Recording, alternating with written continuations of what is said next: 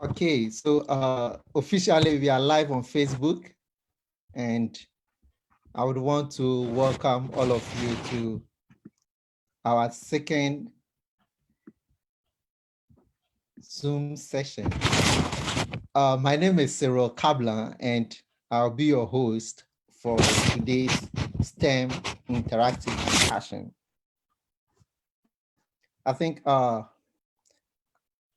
I am one of the representatives of Teen-Led Foundation, and at Teen-Led, one of our objectives is to bring to our younger brothers and sisters, them closer to the varied fields of engineering, of science, of mathematics and technology, and also give them the opportunity to explore the various ways, those before us have led the way. So in a way, we tend to kind of learn from their experiences and also their successes on how, for us as young people and future generation, to carve our path into our career development.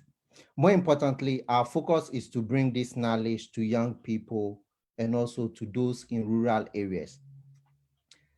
Today, for the next 1 hour, okay, I want you all to be interactive with me. Okay, so first go to our Facebook page, like our page. If you haven't liked our page, what I'll tell you to do is kindly do that now. Okay, and during the session, if you have any questions, please do well to drop them. If you're on Facebook, do well to type in your question in the comment box. If you are here with us on Zoom, just give me a wave. Okay, then I give you the opportunity also to ask your question. I think now I'll be inviting our guests as we are set to begin our interactive session. So I am very humble as your host to invite Mr. Essilfie to Teen-Led Foundation and also to our second session. So please, you're welcome.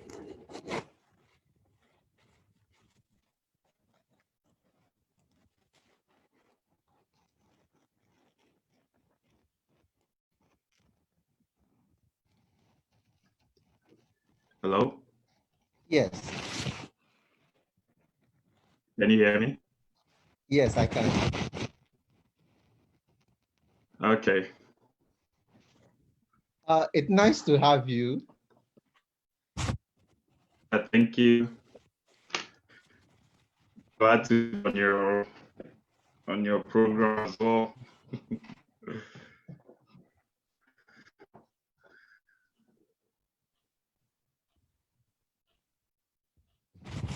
Okay. Can you hear me? Yeah, I can hear you. Great. So for the benefit of those watching us on Zoom and on Facebook, can you kindly tell us a bit about yourself so that we get to know you up, closer, we get to know our host more better. Yeah. Sure. My name is Ebeneser. I'm a metallurgical engineer, born and raised in Axim, Western region part of Ghana. I went to State Augustino's Preparatory School for my junior high school, and then I continued to Ghana Secondary Technical School in Takoradi for my high school days. I did general science. And then from there, I went to the University of Mines and Technology in Takoradi, where I did mineral engineering. And then after the mineral engineering program, I got the opportunity to work in Anglo-Gold Ashanti for about a year and a half. That's the same place I did my national service anyways. Okay. And then I relocated to Canada to do my master's in mechanical engineering. I actually specialize in materials engineering, even though the degree was a mechanical engineering degree. So, and then after my master's program, I got another opportunity to work in the gold mines. Oh, So this is a brief introduction of myself. thank you very much. I think I am more familiar to where you had your primary education and also your secondary education. And I think for the benefits of those watching and listening, I'm also a product of Ghana Secondary Technical School. So I think it makes us both giants. Yeah, makes us both giants. But I'll just go straight and try to know you a bit more. How was it like growing up in Axim, especially schooling in St. Augustinos in those years? You know, what was the challenges schooling in that environment? Yeah, all of us in some way or the other are affected by our environment. And I grew up in the fishing environment. We all know Axim is a fishing town. Actually, the house where I lived, we had some fishermen there. My house to the seashore was so close you could take 3 minutes to get to the seashore. So you can see that not many kids wanted to go to school, and you didn't have many people to look up to. All you saw was the fishermen, right? So it was a little bit difficult getting help, even when you have assignments from school, because mom was so busy with work. It was hard to get somebody to kind of help you out. So um, growing up in such environment can be a little bit tough compared to our colleagues who are in the bigger cities, who see most of the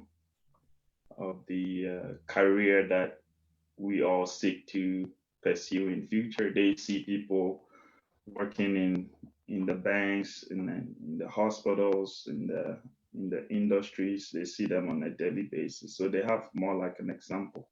We don't have any industry in Axim, so it's hard to see some of those things. So yeah, if you get lucky to make it through your education, you must thank your stars. It's not the town is not built to help that. I don't know what the situation is there now, but growing up, it was a bit tough for students to be encouraged to go to school.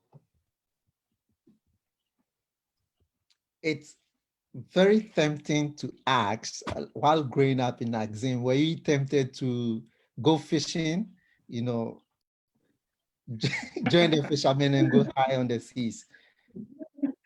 Oh, I went fishing only twice. Wow. Yeah, and that was when I was about 17 years old.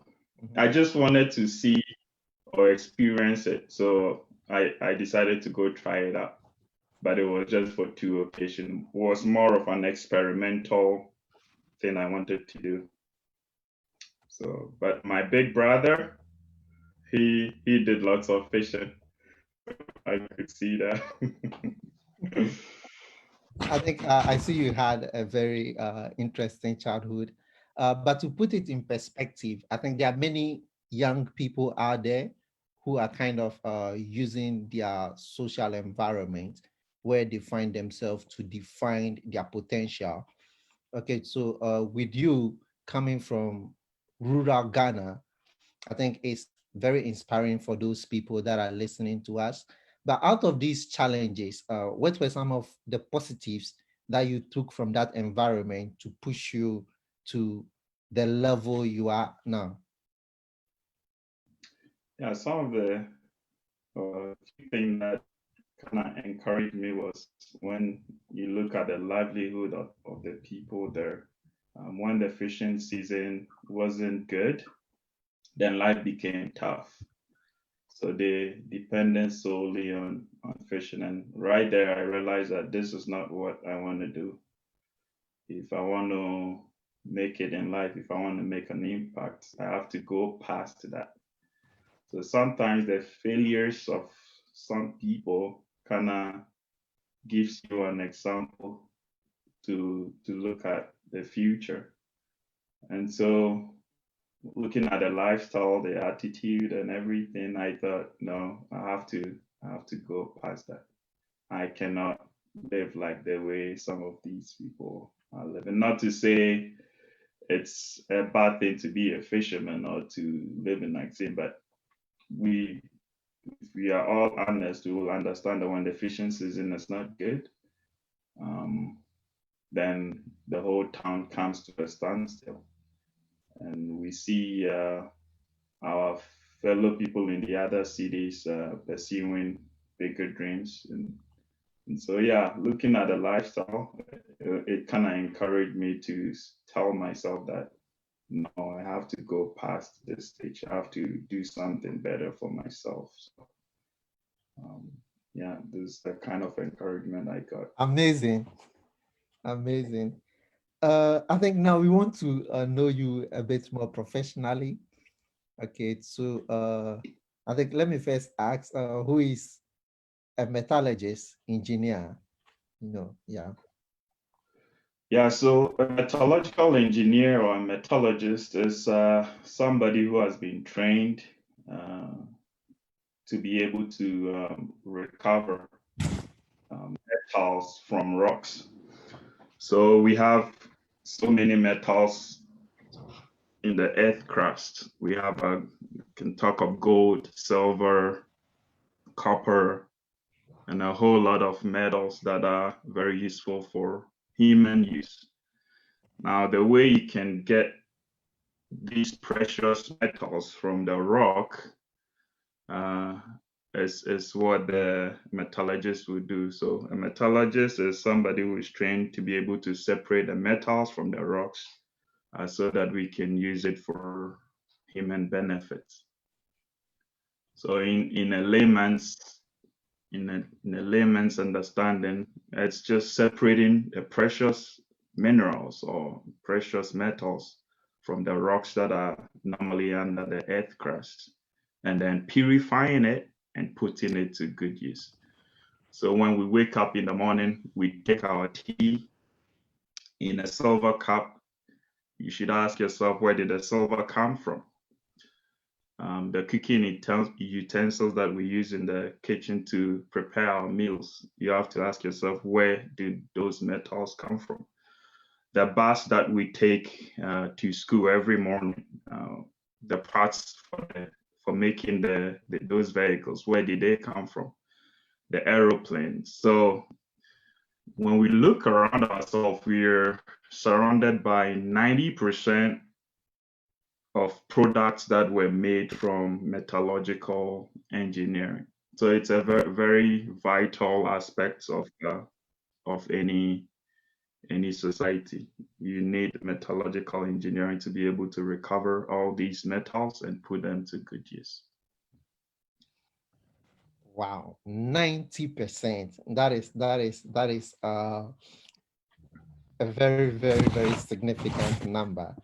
It's a lot. Everything around you, the computer we are using, the chip for the iPhone, the phones that we use, the motherboards of the computer, all of the parts have components of metallurgical products in there.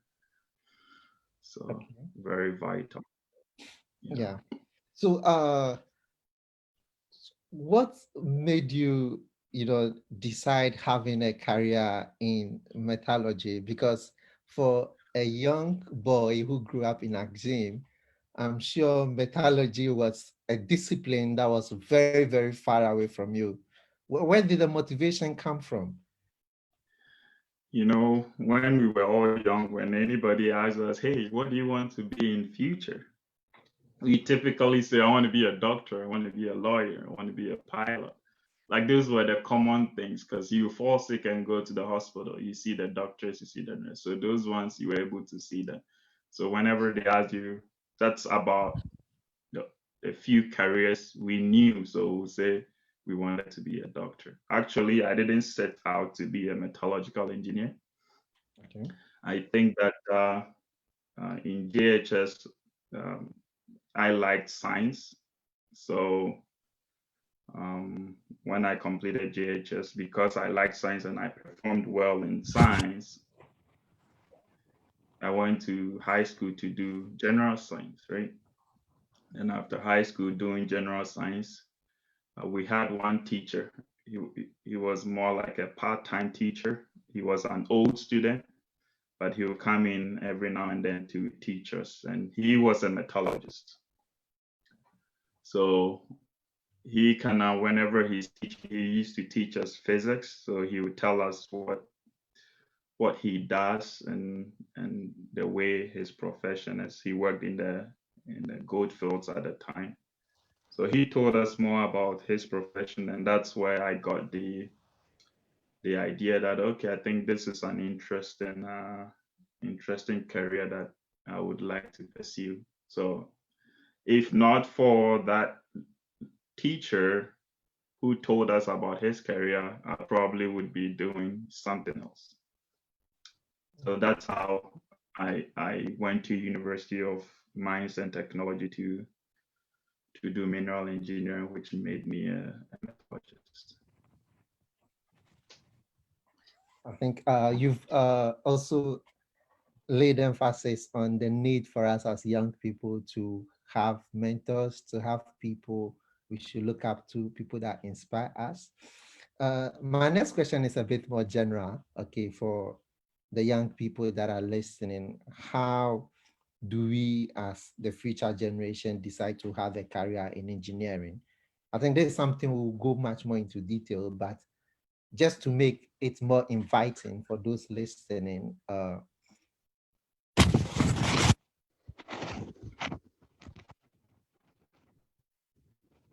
Sorry, can you repeat? I think I missed that one. okay, so I was asking, how can young people then have a career in engineering?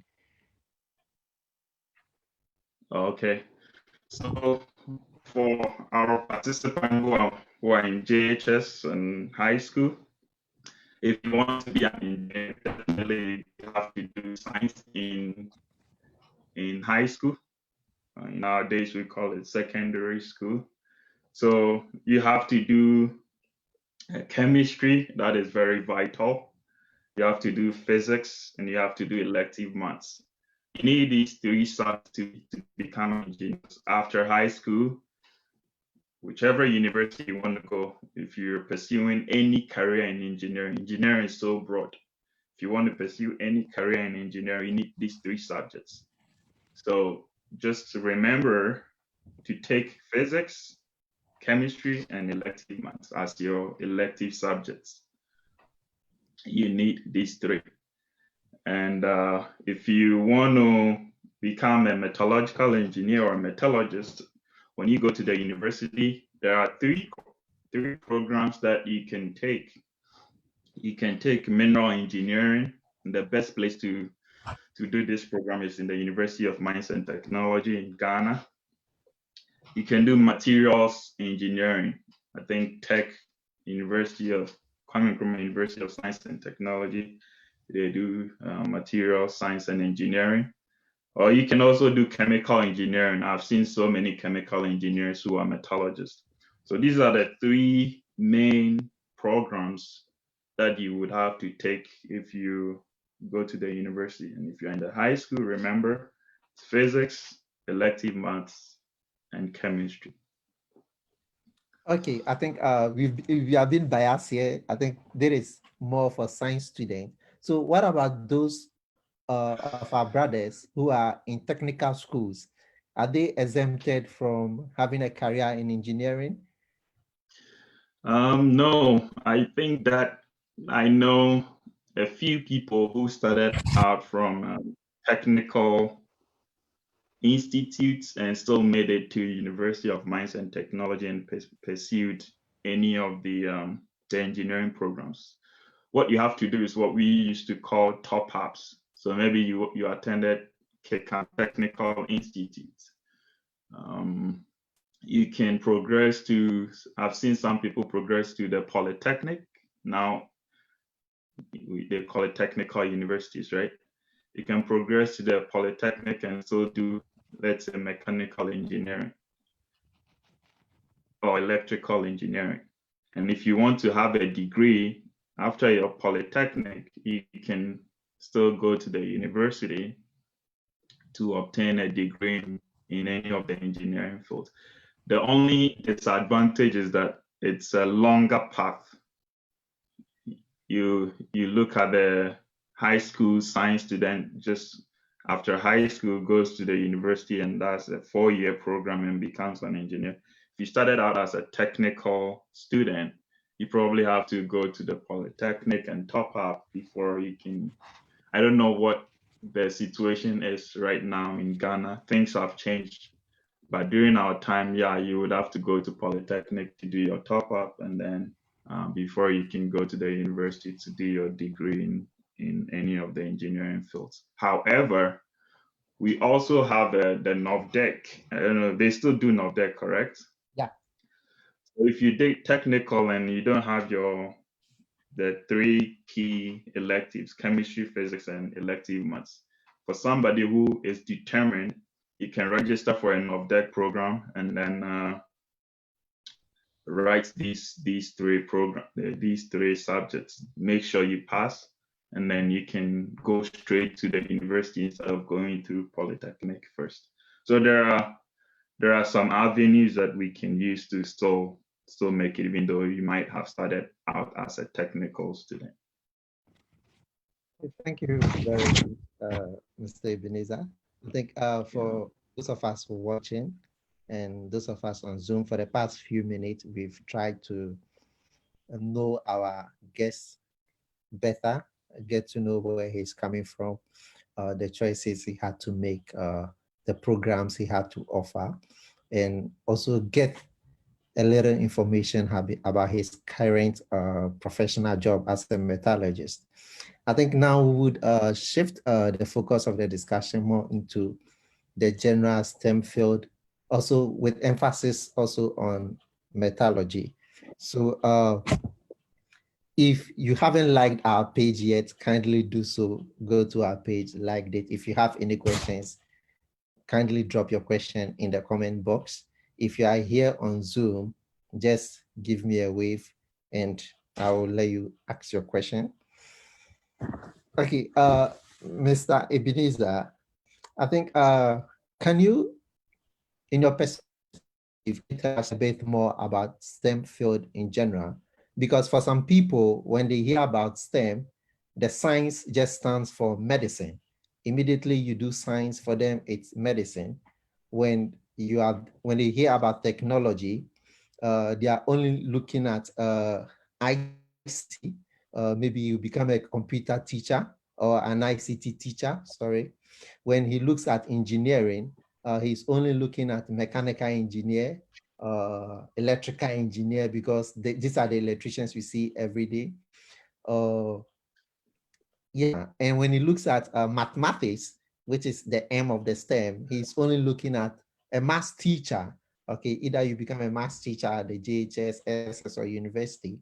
I think we have such a narrow scope. Can you tell us a bit more about STEM in general? Okay, I will try and attempt answering this one. Great. So yeah, there's the STEM field. It's so what's the word? It's so progressive, and there are so many opportunities. Many a time, like you said, we limit ourselves to science. You probably become a science teacher, or you become a medical doctor, technology, and all of that. Maths, you probably end up becoming a teacher. But no, for instance, for somebody who did maths in the university, you can go into so many areas. You can go into computer engineering. I've seen people who did maths and they are now computer engineers. Because behind all those algorithms and all those apps we see here is some maths going on in the background. And you need people who have done like deep maths to be able to to do these things. If you talk of technology is so big. Now I can be a metallurgist and still be computer inclined, like doing softwares. So even though I'm a metallurgist, there's a huge aspect of metallurgy where software is needed. And so we work very closely with people we call instrumentation engineers, because they are the ones that they are more into the computer aspects of mineral processing or metallurgy. The STEM field is huge. I haven't had any doubts that it's so limited to like what we see here as science, technology, engineering, math. These are just the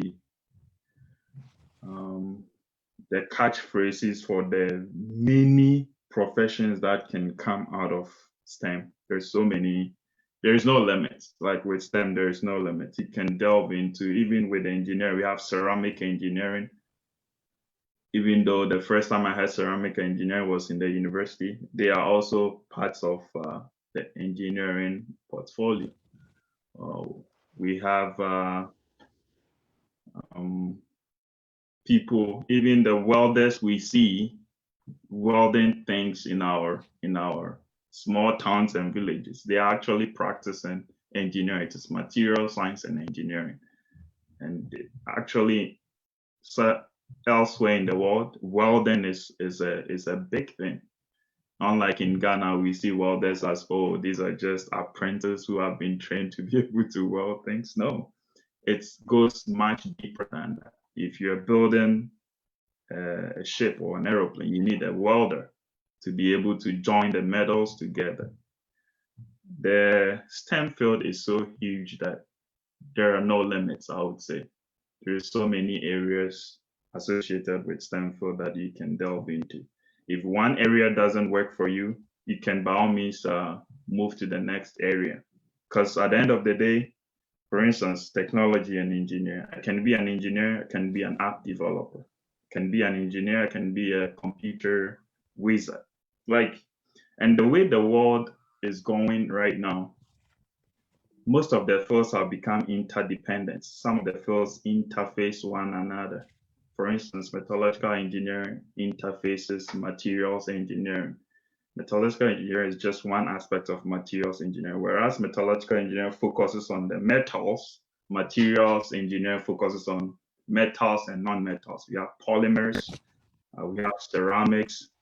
So some of the cups that we use, they are made from ceramics. They are not made from metal. Some of the plates we eat in, they are made from ceramics and metals. The pipes through which our water flows, they are ceramic, they are polymers, plastics. These are all areas associated with just engineering. So the STEM field is huge, and I will encourage the younger ones coming up, don't think twice. If you want to have a career in STEM, just go for it. Go for it. There's so many opportunities, exciting opportunities that you can. As of now, if I wanted to be a process engineer tomorrow, I can easily switch because I did chemistry, and process engineering is mostly chemistry. You need chemistry for metallurgy as well. So I can switch to become a process engineer. So there's some of the professions interface. If you're not happy with one, you can by all means move to another one where you think you have the expertise or the skill set or the passion to work in. So yeah, don't limit yourself for the younger ones. Just be open-minded, and even if one area doesn't work, you can still switch to another area. Yeah, thank you very much, Giant Essilfie, for being detailed about the STEM field. Just like any other discipline, usually you have misconception about a particular field. Some people, for example, do not have detailed information about a field. Will say, okay, this is a low-paying job. For this job, when you do it in Ghana, you will not be getting a job. So there's been a lot of misconception about STEM in general. But I want us to look for the girl child. Okay, so is that conception true that STEM is not an avenue for the girl child? Yeah, that's I don't believe that, and I think people are beginning to realize that what men can do, women can actually do better. Um, I have seen women in the metallurgical field doing extremely well. I have at one point my supervisor was a lady, and um, she knew her job. She knew exactly what to do. There was nothing that was a limitation because of gender. No. So the women out there or the younger girls don't limit yourself. I remember growing up, they said, "Oh, the girls they don't like maths. Maths is more difficult for the girls than the guys," and that's one of the reasons girl, many women don't venture into the STEM field. But um, and that has put some kind of fear in people who have not had the opportunity to be enlightened. So just remember, elective math is just a subject. If a boy can do it, a woman can do it too. We should actually encourage more women in STEM. And I think for the science aspect of STEM, there is a very huge representation of women. Mostly it's when it comes to the engineering, the maths, and technology is where the women percentage is very low, even as at now. So let's encourage our women. They can do it. Others have done it. Why can't they? So many, well, the percentage is still small, but there is quite a good number of women doing engineering, doing well in technology. So yeah, they shouldn't fear. They should look up to the ones that have taken the lead. And that is where I encourage young women, even as far back as in the junior high school, go for excursions and see them working. Seeing is believing, right? It's not just hearing it from somebody. We have quite a number of mining companies in Western region, people in Axim and in Zimaland. Just, when you're going to for vacation, sorry, for excursion, don't go to only Kakum National Park or in Zilezo. Also go to Ghana Cement, Gasem in Takrady, go to Goldfields, go to Iduaprim mines, all the mines, visit them, see the women working diligently and making impact in their fields. And that will be a source of encouragement to the younger ones who have been lied to that they can be in STEM because they are women. Thank you very much, Giant, for encouraging our young ladies who are yet or are still deciding about which field they want to go into. I think We now, actually have a clear example. Sorry, yeah, one of our representatives who is Augustina. She's a woman and she's STEM and she's doing extremely well. I'm so proud of her. They can use her as an example. She also started from Axim just like myself, continued to University of Mines and Technology, did the engineering. Actually, she did mechanical engineering. Can you think of that? wow. So, so yeah, there is no limits for a woman. Thank you for that. And I must also add, we also have some young ladies we are working with who are doing so well. Veronica and Adelaide and other amazing young ladies who are doing so much well. So when the Yeah. opportunity comes, I'm sure they will avail themselves for them to coach and mentor other young people. I think Yeah. now also want to know a bit more about life as an engineer. Okay, so what do you enjoy most about being a metallurgical engineer? Oh, my metallurgical engineer is one of the most exciting careers. The reason it's exciting is that there is never a dull moment at work. There is never a day where you think, oh, it's boring today. I want to go home. And this is a fact. And I'm being honest.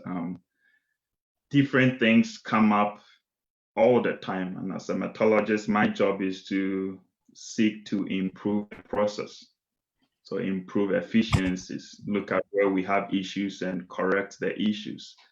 Um, my job is to supervise all the chemicals that we use in the process and make sure we are dosing the right amount of chemicals to get the maximum amount of gold from the rocks. And there is never a dull moment because even if things are smooth, you still want to improve. Like 1% improvement in efficiency is a lot of money for the company. So even if things are smooth, you still want to do research. You still want to find out what can we do to even improve efficiency to even just about 1% higher. So there's never a dull moment. There's many projects that you'll be involved in and involved with technology at a faster pace right now. You can't afford to just sit and watch. You have to go with the flow. As technology is moving, you have to move with it. So there is always opportunities to learn and improve yourself. There's always something to do, and it's exciting. I like challenges, and so being in a field like this, that's what fuels me because there's always something new that I want to learn. There's something new that I want to be involved in, something new that I want to experience, something new that I want to do to improve efficiencies for my company. So yeah, it's been a nice and exciting career so far. Um, Never regretted choosing this path. Yeah, I think we want to be a bit more specific. I'm sorry if I'm I'm asking this. But, Like, what go would for it, you man. consider? Like, what would you consider to be your biggest success in using your skills to solve an engineering problem?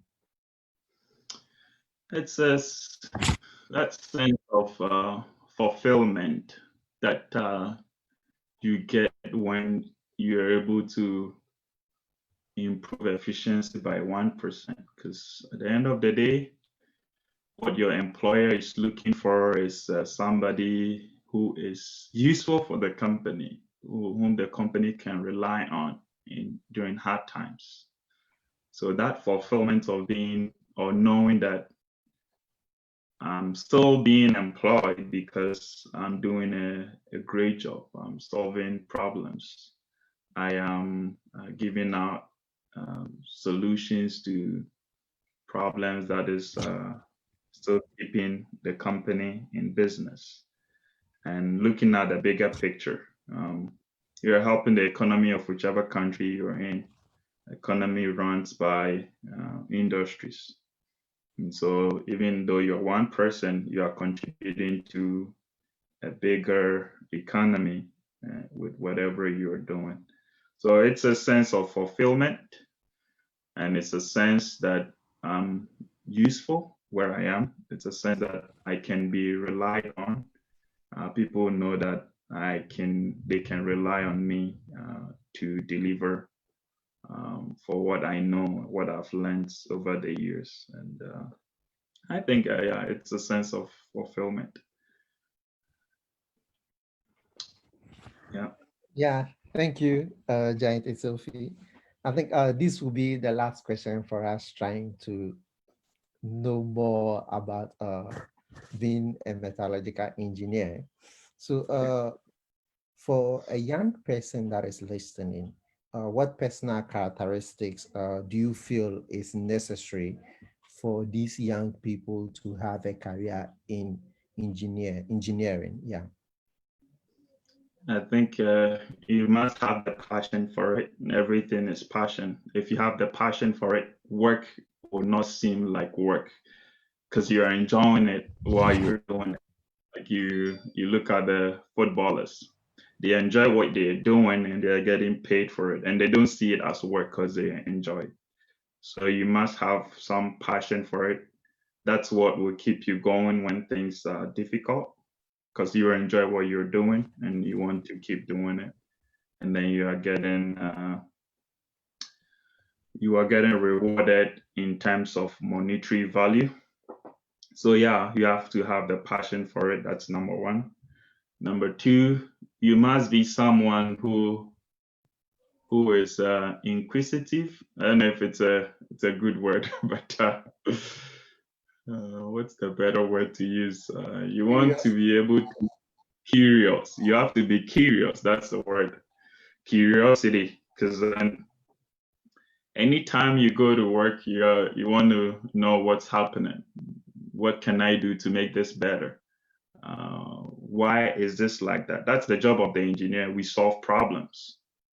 So you have to be curious to solve problems. You want to know what's causing the problem, what's the root cause of the problem, and what can I do to solve it. So you have to be someone who is curious. That's also very important. Number three, you have to be sociable.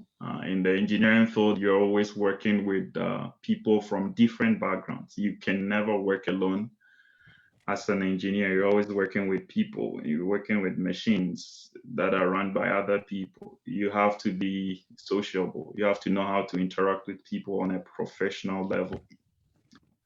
Put sentiments aside and pettiness aside and be professional. There's always conflict at the workplace. It doesn't matter where you are, and you have to have that patience to understand why people behave the way they do, and kind of understand that uh, it's not always that you are right. Sometimes other people are right and you are wrong, and you have to be able to agree to disagree. At the end of the day, the focus is that is what we are doing benefiting us as individuals and the company. That should be the focus. So you put sentiments aside. If you're somebody who is very antagonistic, you probably don't want to be in the engineering field. And so yeah, you have to be sociable. I think the last one would be you have to like uh, what's the word? Because things are changing all the time. Technology is moving. You have to embrace change. That's what I wanted to say. Things are changing all the time in the engineering field. What you knew yesterday, by the time tomorrow comes, there is a better way of doing it. And you have to be able to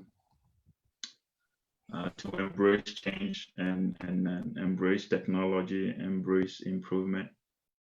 The old ways of doing things, it's not always the best. There's always improvements that we can bring. So you have to be open to change to be an engineer. Thank you very much. For the past few minutes, our guest has taken us on a journey for us to If you have guide. more questions, you can go on. I'm not limited with time, so No problem. No problem. So for the past few minutes, we are learning about the requirement, the courses or the subject we must choose at the junior high, the senior high schools, for us to have a career in engineering, or possibly if you are from a tech background, you are not isolated. You are still, there's also that potential for you to aspire to become an engineer by going through the technical universities and later upgrading.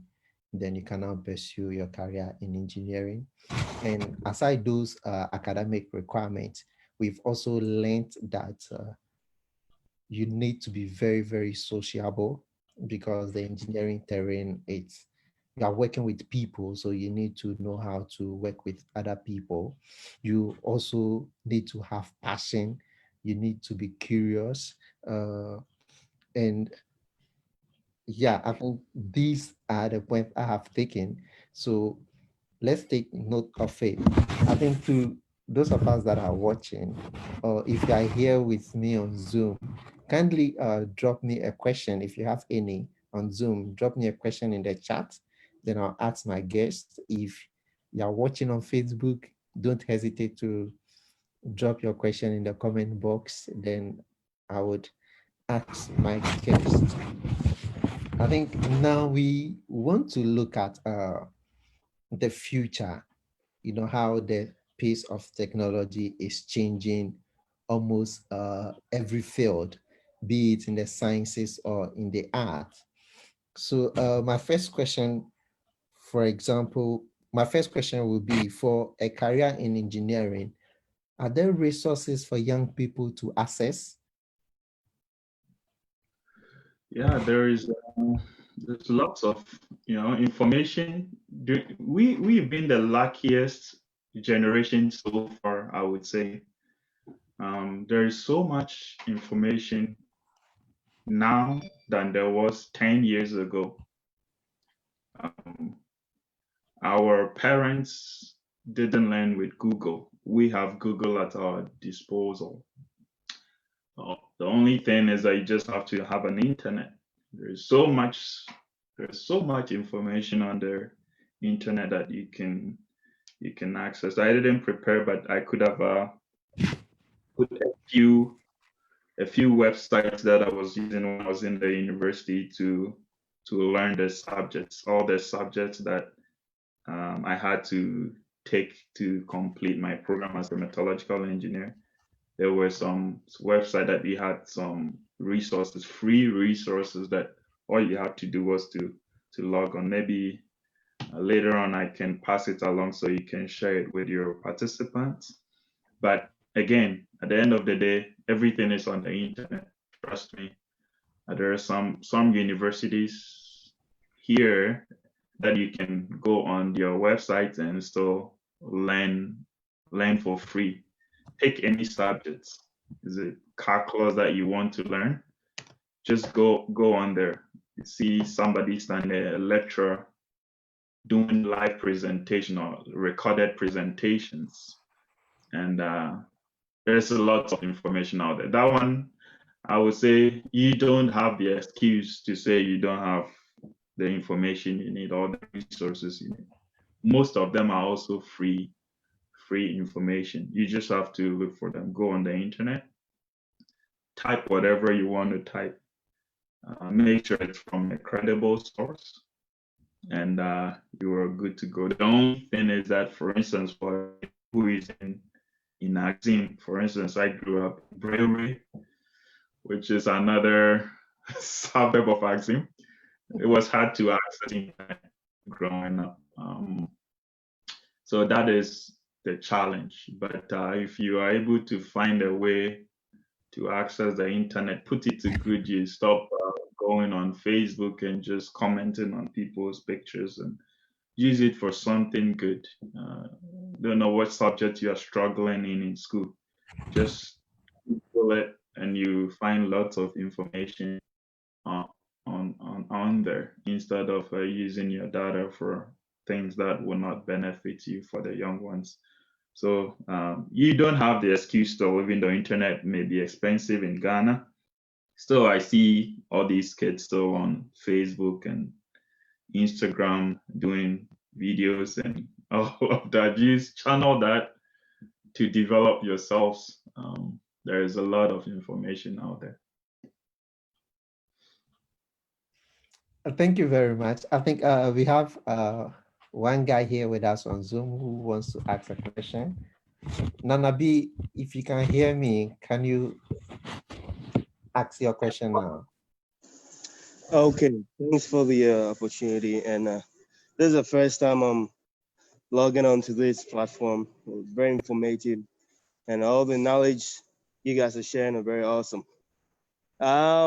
I think my question was kind of addressed later on. He kind of touched a little bit on it. I wanted him to stress more on the the monetary aspect of his profession, because I think his job is very lucrative and he makes good money. And I wanted him to stress more on that, even though he's got a passion. I wanted him to stress more on that because some of us we were attracted to this profession because of the monetary benefits, and then we realized that, oh, there's more we can do. So I'm sure the other science related jobs has that thing attracting guys too. Special medicine, they know there's job security, they know there's money in it. And so guys will want to, even kill themselves to do it. So I wanted him to stress more on that. I think he touched a little bit on that. So it's more of a comment. And kudos to you guys. You guys are doing awesome. Thank you. Yeah, just a little bit on that. Thanks to Nana for the positive comment. But yeah, it's a lucrative field, I can say that. Generally in Ghana, if you work in the mining company, we say, oh, you you are well off. I think it is true, comparing to other professions. So yeah, if you're money driven, which is not a bad thing, normally people think that, oh, if you're looking at the monetary aspect of the career, it's not a bad thing. We survive by having money, even though it is not the most important thing that we have to look at first, but it's very critical to look at if you're going to be paid well at the end of the day, studying for 4 years, paying all that school fees.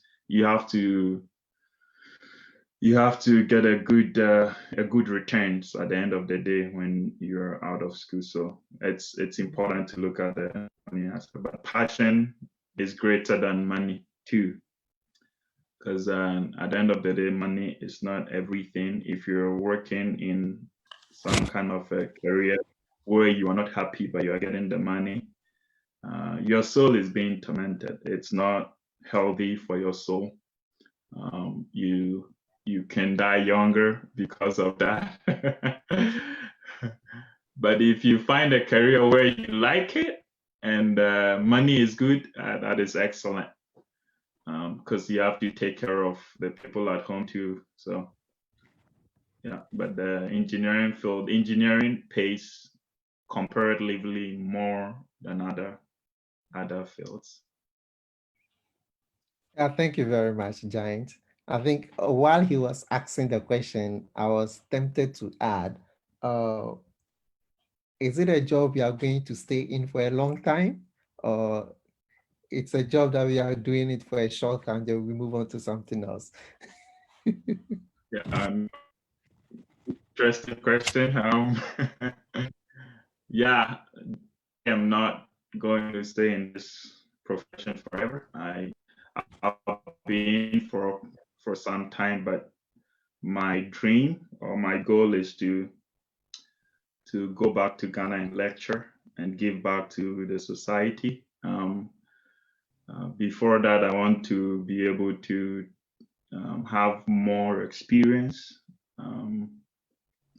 So once I get all the experience that I want, and when the body is becoming feeble, I want to go back to where it all started and give back to the younger ones. One thing I realized was that we were fortunate. University of Mines and Technology is one of the best universities in Ghana. It's so small, so not many people recognize that. But the students-teacher ratio is excellent. So you get to learn more. We have the opportunity to go on internships even before we graduate. So we see the practical aspect of what we are doing during internship. So that is excellent. One thing that I thought we lacked a little bit while I was there was, I might get myself in trouble saying this, but some of the lecturers didn't have the practical experience. They did their bachelor's, went to do their PhD, and came back and started lecturing.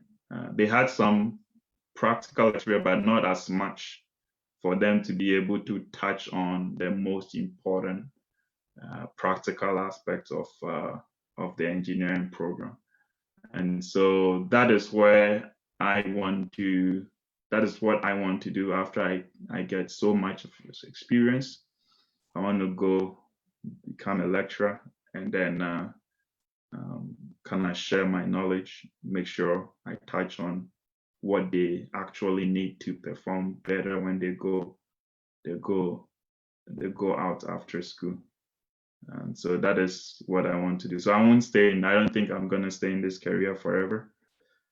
There will come a time when I would be in the classroom imparting knowledge. Okay, thank you. My next question is kind of two questions that is combined in one from someone who is listening on Facebook. There is this worry of technology, the pace at which technology is advancing. Okay, so for jobs that require about 5 or 10 people, with the pace at which technology is increasing, we see these jobs now requiring a lower number of people.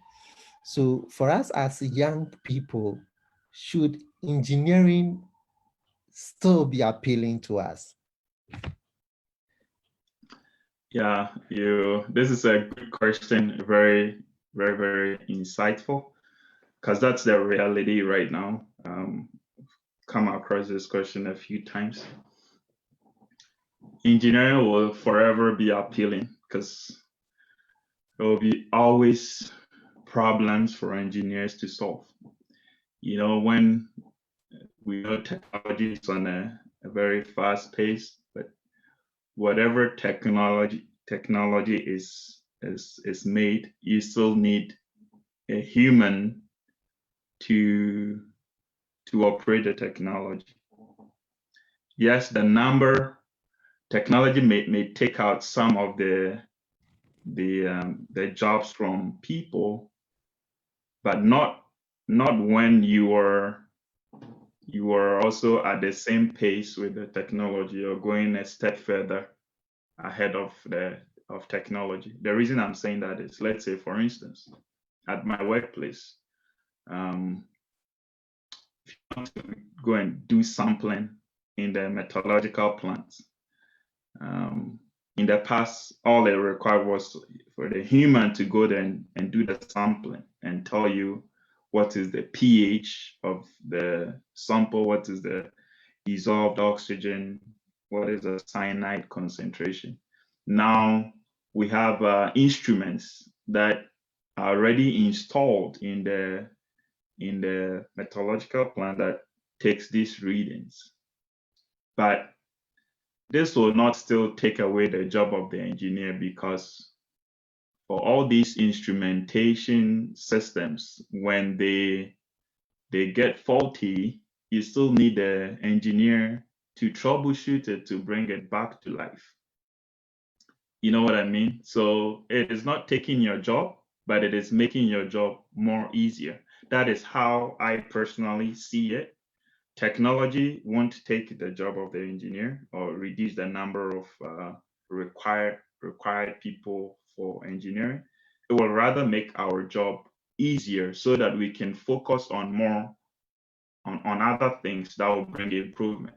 So instead of going to spend time taking samples, technology has provided provision for that, has made provision for that.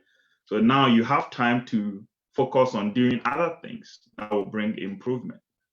So as far as I'm concerned, technology will not take jobs away. It will make our jobs easier so we can generate more important jobs that are required in the industry.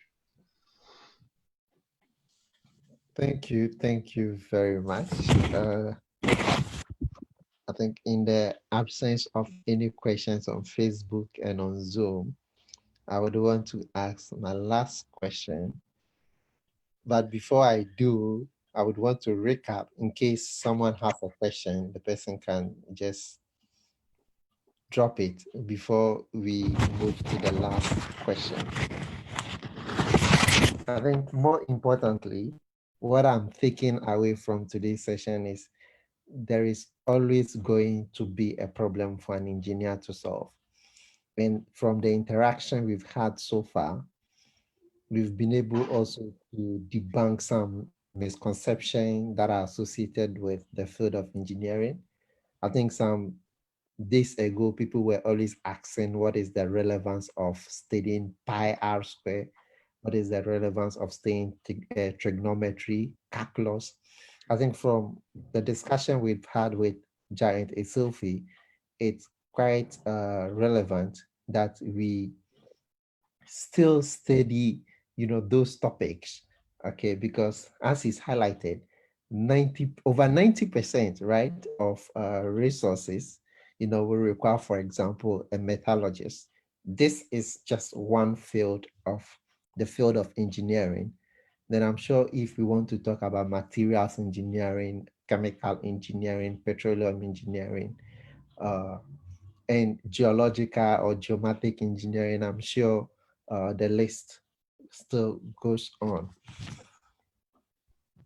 I think in the absence of any question from those listening and watching us, my last question will be, sorry, I please just go wanted ahead. to, before you carry on, Yeah. I was reading today from a very reliable source on LinkedIn that they actually found that on the moon, there is more metals than we initially thought. So, scientists have been trying to go and see what we can do on the moon. And one discovery is that they actually found that there were more metals than we had thought initially. So engineering will always be, it has always been, it will always be. And for instance, our civilization have actually been defined by metallurgical and materials engineering. Remember when we had a Stone Age and we had the Bronze Age, we had the Iron Age, and now we are in the age of nanomaterials, nanometals. And these are materials actually defined these times in our civilization. So materials engineering, metallurgical, it has been and it will always be. Right now, we are more into nanomaterials, which is like a very microscopic or very small, when you're talking about small particle sizes of materials that can do a great job. We are talking of 5G today because of nanomaterials. So the engineering field is so broad and wide, and it interfaces with even other areas like biology and all of that. Some people have metals in their bodies. It's a combination of metallurgical engineering and biological science, right? And we are interfacing with other professions for the greater good of humanity. So never be scared of technology. Technology will actually give us more time to focus on other things.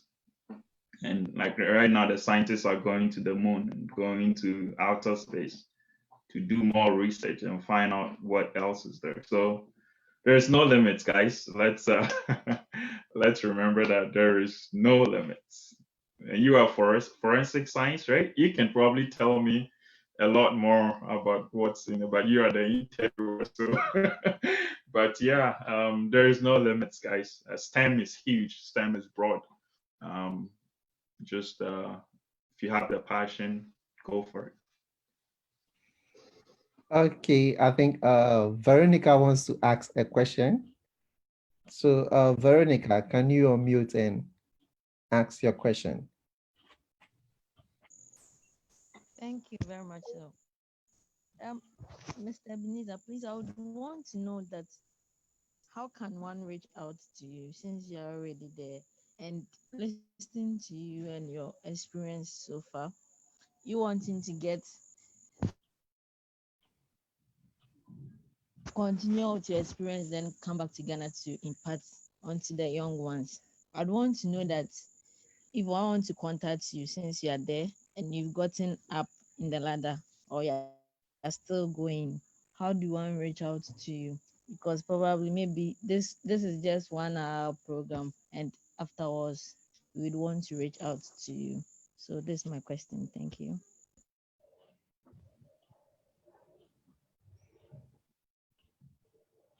Yeah. Sarah, can I go ahead? Yeah, yeah. Yeah. You can reach me. I don't know if you're part of Teen. What's the word? Leadership Foundation. Yeah, Teen Lead Foundation. You can get my contact from Cyril or Augustina.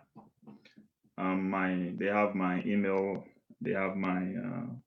You can check me out on LinkedIn as well. If you're on LinkedIn, type Ebeneser Essilfie. You see some Ghanaian there with the yellow vest. You can connect from there. I actually mentor a few younger engineers in Ghana. So yeah, you can link me up from there, and then I can answer whatever questions you have. Yeah, thank you very much. I think this also just want to lay a little emphasis for us as young people. Social media shouldn't necessarily be taking up much of our time, so we should be spending some time on LinkedIn. We should be spending time on Twitter. We should be following people we are aspiring to be it in any other field, engineering, forensics, mathematics, any field that you want to be in. I think it is important for you to make very good use of social media. So this will be my very, very last question. So what advice do you have for young people that are listening, that are yet to decide or they are deciding about their future in engineering?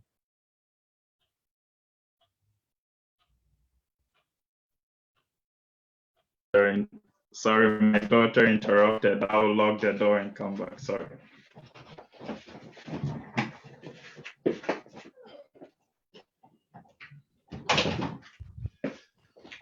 Yeah, sorry.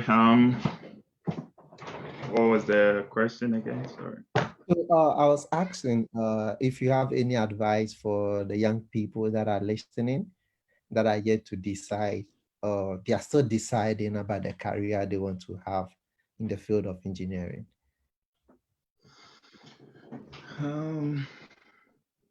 Yeah, for the young ones, something that worked for me so much was the mentorship program. You remember when I went to do my internship in Anglo Gold Ashanti or Boise? It was a great opportunity for me to personally ask 2 people whom I thought were doing well to be my mentors. I had to go and talk to them. Hey, can you be my mentor? And it was just a question of asking them, and they didn't say no. And so they mentored me. They are still my mentors. So mentorship is very great. The important aspect of mentorship is that those people who are your mentors have already been in your shoes, so they have the bigger picture. They understand what you are going through. They pretty much have lived what you are now living, so they can direct you. They can show you the way, and it makes life a little bit easier. I believe that nobody can say that he made himself. We are all products of the interactions we have with people, our environment, the schools we went to. So mentorship is very, very important for a younger person. It doesn't even matter which profession you're in, whatever profession, mentorship is great. It has worked for me. It's still working for me, and I would recommend that to everyone. The second advice, and I think I already said that wherever we are, JHS or high school, when you're going for all these your excursions, make sure it's worthwhile.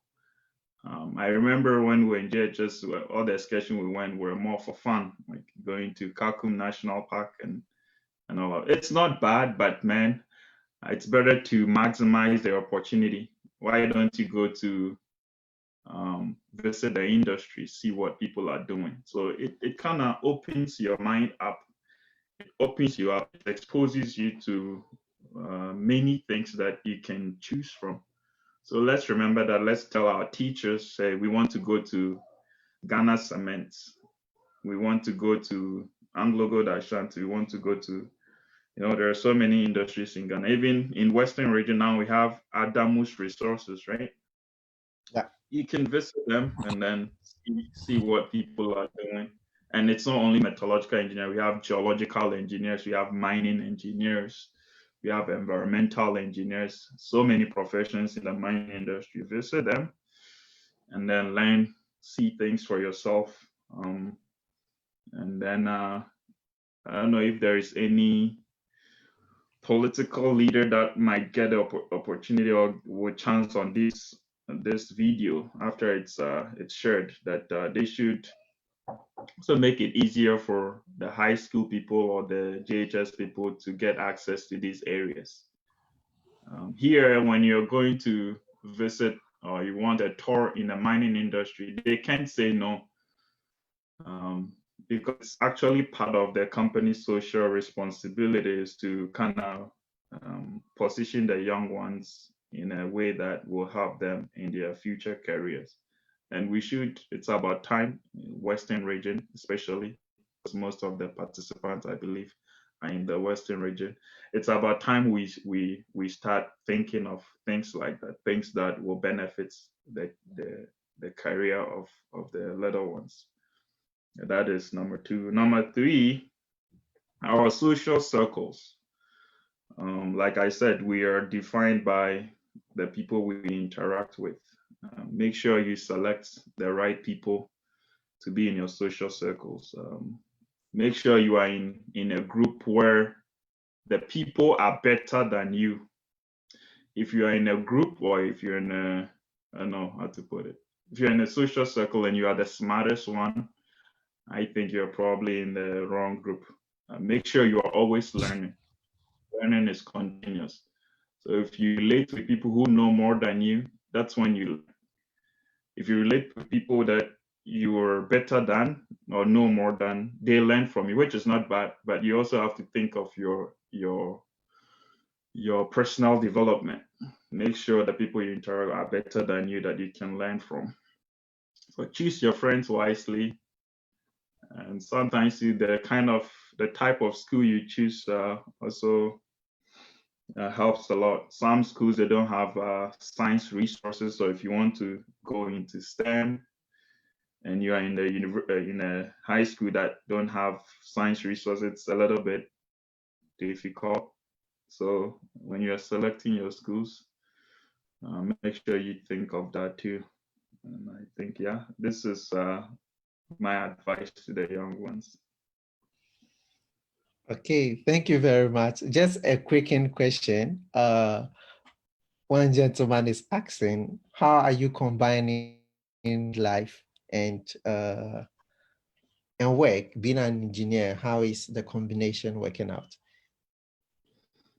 I don't think there is any problems with that. Family have been very supportive. At the end of the day, you have your schedule. You work from Monday to, let's say, Friday, 8 hours, and then on the weekends you have time with the family.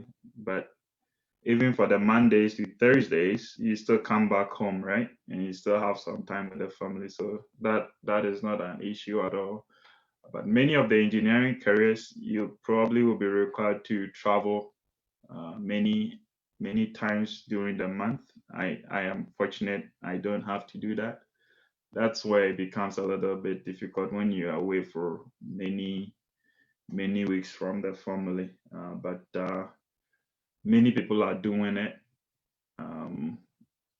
Make sure the kind of profession or the job you're in, you have a good work-life balance or work-family balance. There should be a balance. You can focus 90% on work and only 10% on your family. If the family fails, you have failed. So family should be crucial. Family should be the first. So think of your family. Make sure you have time for the family as well, while you're where you're also having a good time for your company. One thing I have learned is that don't mix the two. When you're at work, make sure your focus is 100% at work, and when you come home, make sure you're 100% at home. When you become a supervisor, it's a little bit different. Right now, I'm in a supervisory position. So sometimes you're at home and they'll call you, hey, there's an issue at work and we need you here. It's hard. It comes with the work. I signed to it, so I have to embrace those types of inconvenience. But I still find a way to make it up for the family. So remember, you have to spend quality time with the family regardless. So yeah. Thank you very much. Just like any other interview, we are also curious to ask, what do you do for leisure? And just to add also, is there any books you would want to recommend for young people who wants to have a career in engineering? Any book, you said? Is there any book?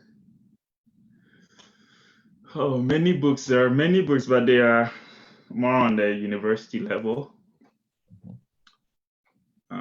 For my leisure, I'll come back to that. But for my leisure, I like to play soccer. So You're a Chelsea sometimes. fan. What's that? I hope you're a Chelsea fan. Oh, how did you know that?